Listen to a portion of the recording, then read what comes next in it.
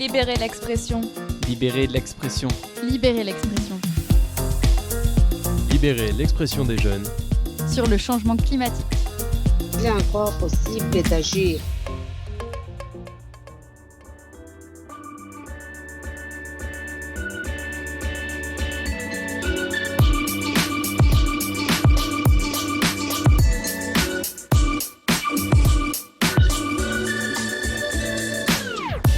Les 26 et 27 septembre se tenait le salon Tatou Juste à Saint-Étienne, salon qui a pour vocation de rendre accessible au grand public des initiatives durables.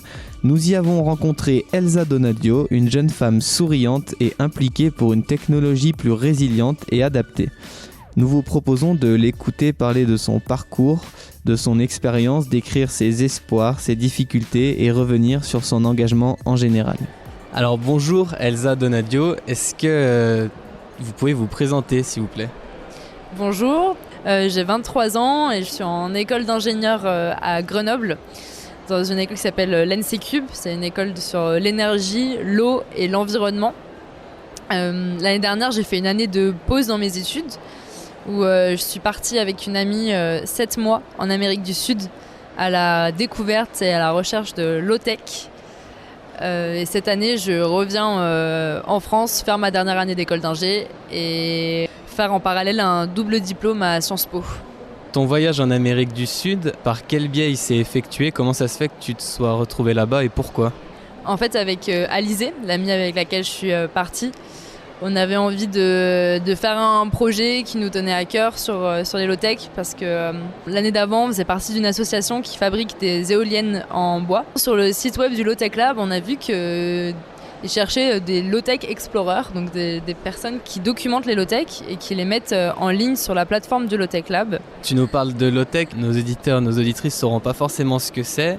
Est-ce que tu peux nous présenter rapidement l'association Low-Tech Lab et le principe des low-tech ? Alors les low-tech sont des technologies accessibles en termes de coûts et de savoir-faire et plus durables qui sont là pour répondre à des besoins vraiment essentiels. Donc c'est répondre à des besoins avec les moyens du bord. Ça c'est le principe des low-tech et le Low-Tech Lab c'est une association qui est basée à Concarneau et qui a pour but de développer et de faire connaître les low-tech. Quand nous sommes partis, on a fait un projet totalement autonome. On a monté ce projet à deux, on a cherché nos financements de nos côtés. Mais on a monté ce projet en partenariat en fait avec le Low-Tech Lab qui nous a aidés au niveau de la communication, à faire connaître un peu notre projet, nous donner des pistes pour découvrir des initiatives low-tech sur place en Amérique du Sud. Donc c'était un accompagnement et nous en échange on a écrit nos trouvailles, on les a documentées et référencées sur leur site web. À quel moment de tes études tu as décidé de faire une pause ? Mes pauses elles, se sont faites entre ma 2e et 3e année d'école d'ingénieur. Donc c'est-à-dire entre mon M1 et M2 si on fait des équivalences universitaires. Et comment on arrive à monter un projet comme ça à deux ? Est-ce que ça s'est bien passé ? Quelles facilités et quelles difficultés vous avez rencontrées ? Alors ça a été assez intense, surtout au début on a dû faire énormément de dossiers de subventions pour essayer d'avoir des sous et pour partir, qui n'aboutissent pas forcément. On a répondu à des concours, on n'a pas gagné au final. Mais on a quand même réussi à être financé en partie par la fondation de notre école, par la région, la ville de Grenoble et un concours à l'éducation, à la citoyenneté et la solidarité internationale qui s'appelle le concours du pied de l'association Étudiants et Développement. Combien de temps ça prend de monter ces dossiers, d'obtenir les financements et quel a été le délai en fait entre l'idée où vous vous êtes dit ok on y va et le moment où ça a été validé ? Alors nous on est partis en Amérique du Sud en octobre 2018 et on a commencé à travailler sur le projet un an avant et on a fait tous les dossiers de financement etc. Dès janvier 2018. Donc 6 mois avant on a travaillé beaucoup dessus. C'était beaucoup d'heures de travail mais ça valait le coup et on ne regrette pas du tout, c'était une chouette expérience. Toi Elsa, personnellement, qu'est-ce qui t'a poussé à faire ce voyage, à t'investir dans l'association Low-Tech Lab ? Alors ça c'est côté un peu personnel de croire au low-tech et de croire que les citoyens peuvent se réapproprier les savoir-faire et peuvent répondre à leurs besoins eux-mêmes en inventant des solutions ingénieuses. C'est vraiment des technologies développées par les citoyens pour les citoyens. Moi, ce côté-là m'intéresse énormément et ce qui m'intéresse aussi, c'est à plus grande échelle comment sur des territoires on peut développer des solutions. C'est pour ça que je fais le double diplôme à Sciences Po. En fait, les low-tech, ça répond vraiment à une conviction profonde que, oui, on est dans un monde fini et que c'est compliqué de répondre aux besoins illimités de chacun. Pour réduire notre impact environnemental, les low-tech sont une des alternatives possibles. Aujourd'hui, quel regard tu portes sur les actions que tu as pu mener et qu'est-ce que tu retiens de ton engagement ? C'est un peu mitigé parce qu'il y a un côté où on a pris l'avion pour aller en Amérique du Sud, donc c'est pas très cohérent, on a émis pas mal de tonnes de CO2. Donc c'était à refaire, j'irais plutôt à la voile, mais ça prend beaucoup plus de temps, mais je pense que le trajet c'est un voyage en soi. Je regrette rien sur cette expérience, c'était vraiment super enrichissant, on a rencontré plein de monde qui nous ont nourris. Le rapport qu'on avait aux gens avec ce projet était fabuleux parce qu'on était là pour s'intéresser aux gens, s'intéresser à ce qu'ils font. Donc c'était très très riche comme échange. Avec du recul, c'est vraiment une chouette expérience. Et je pense qu'il y a une chose qui est un peu mitigée, c'est qu'on espérait que les low-tech qu'on rencontrerait en Amérique du Sud pourraient tout le temps s'appliquer en France.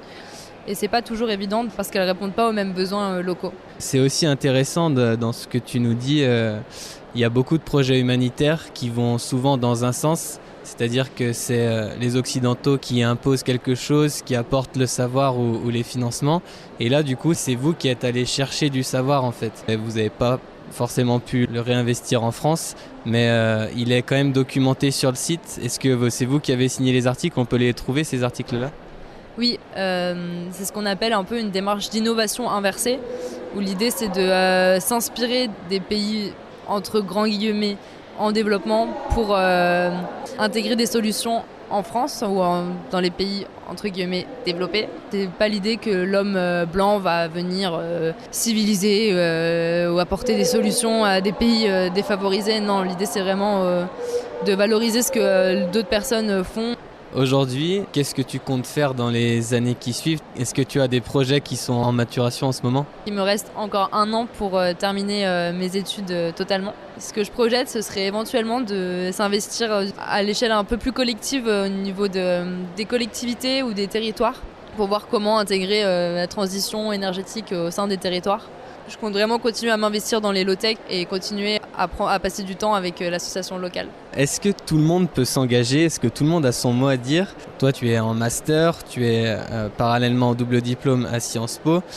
On a sûrement des auditeurs qui vont nous écouter, qui n'ont pas forcément fait de longues études, qui n'en ont pas envie et où leur place n'est pas là. Est-ce qu'eux aussi, ils ont leur place pour s'exprimer et pour faire avancer les choses ? Alors oui, totalement. Justement... les low-tech, elles ont tendance à être perçues comme des technologies qui peuvent être développées que par les ingénieurs ou que par des bricoleurs avisés, alors qu'au contraire, en fait, tout corps de métier est hyper important pour que la filière se développe. On aura besoin de personnes qui coordonnent les équipes, qui sont fortes en gestion de projet, en administration ou en trésorerie. On a aussi besoin d'enseignants qui sont là pour diffuser la connaissance et diffuser les low-tech. On a énormément besoin de profils différents, également des traducteurs, parce que en fait, les tutos, il faut les traduire dans plusieurs langues pour que ce soit accessible au monde entier. On aurait besoin même d'artistes qui puissent écrire un livre sur les low-tech. En fait, tout est bon à prendre. Justement, les low-tech, c'est pas que pour les bricoleurs. On peut partager les savoir-faire et se former entre nous et apprendre soi-même à construire. Quelqu'un qui n'est pas très fort en technique va avoir un œil différent et va plutôt être amené à simplifier les solutions. Donc c'est aussi super important que des personnes qui ne sont pas très techniques participent aux démarches low-tech. Si tu avais un message à faire passer aux jeunes qui t'écoutent dans les pays partenaires, qu'est-ce que tu aimerais leur dire ? Est-ce qu'il y a un message que tu aimerais leur faire passer ? Peut-être le message que le mot low-tech, c'est un mot qu'on a mis pour désigner ces technologies simples et adaptées. Peut-être que toutes ces personnes connaissent déjà des solutions un peu de débrouille qu'on n'appelle pas forcément low-tech. L'idée d'appeler ça low-tech, c'est d'avoir un nom commun. Et donc si vous avez des low-tech ou des technologies comme ça que vous avez développées, n'hésitez pas à les mettre sur la plateforme et les traduire aussi dans toutes les langues. Alors cette plateforme, elle est sur Internet. On tape quoi du coup dans le moteur de recherche ? Low-Tech Lab, LOW-TECH Lab. Super, et merci beaucoup Elsa d'avoir pris un peu de ton temps pour nous répondre et on te souhaite une bonne continuation. Merci à toi.